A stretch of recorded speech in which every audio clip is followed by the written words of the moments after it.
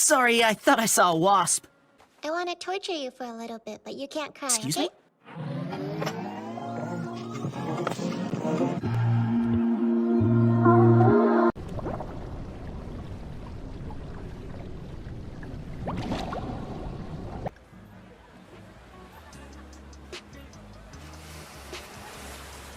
We're going to the friggin' beach, motherfucker! Since it's the last day of summer, let's appreciate animation by having ourselves reviewing beach episodes. Enjoy the calm waves, sizzling skies, all around a good time.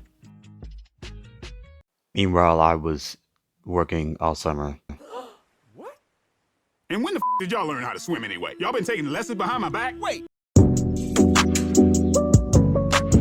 I guess I haven't talked about One Piece on here for a while, huh? It's got so many ships. The closest thing to a One Piece beach episode is 382 and 383. With the opening itself being a beach episode, with the first being the longest of 2 minutes and 30 seconds. And it's still about though.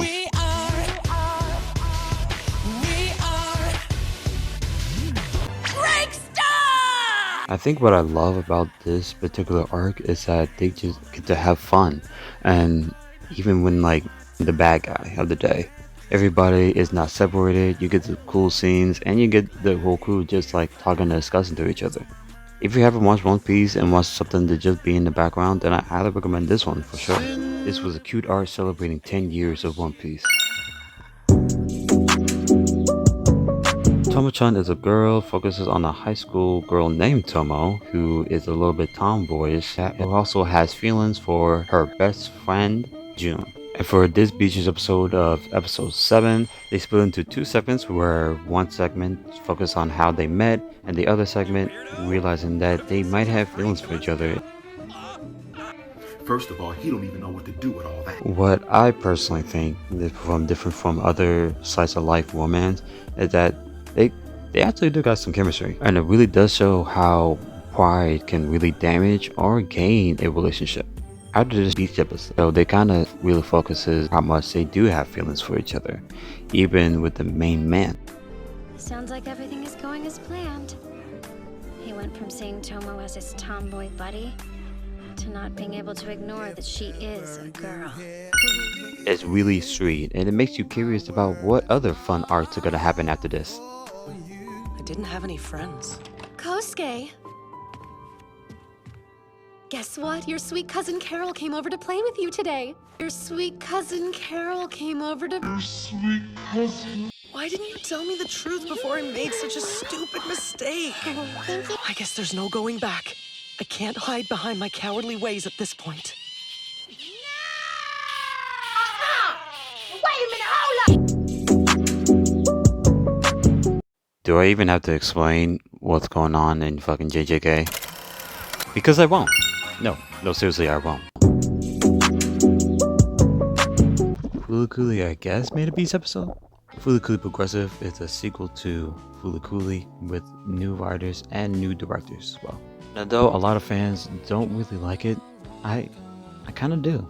Now hear me out, hear me out. How the teacher takes the students to the beach just so she can get close enough to Indomie to release Medical Mechanica. the same thing Haru did to Naruto back then. Now to be fair, I don't think it's really great. From a person who have seen Adult Swim focus on multiple directors into one show, it does lose its value. But I think director Yuki Yogawa got me to keep going. I think there's one scene with Julia sort of helped me understand it more. Miss Haruko is searching too? You chase something simply because you can't catch it. Want to touch it because you know you can't. You must have experienced something like that in your life. And I do like her as a character. It is like a cool bimbo. Understands why they're here, understand why they both sort of tolerate each other. I think that's the understanding concept of watching Fooly is that you can rewatch and understand more and see what the references they are trying to portray.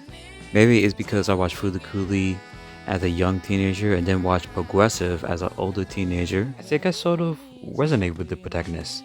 And also, I have rewatched this more than the original. When the original Fooly creator was asked about the new season, his initial response was just, I don't want to talk about it and just give it to new writers and directors. Which was kind of like like a saying, they just like fuck off. But I think he was also trying to show him the same individuality that he had when making the show. I have no doubt there are going to be some money grabber CDOs behind this project. I think it also is very ironic how the Fooly Cooly sequels were treated in America the same way that Japan had treated the original Fooly Cooly. That goes to show you how you can't exactly have a direct sequel to this type of project. It probably would have been best to leave it alone, just like the creator did. I mean, he did direct these, so I'm kind of glad he did. All this like speculation to say that this was a good beach episode to me, and I probably should go outside more when I stop working. To be continued.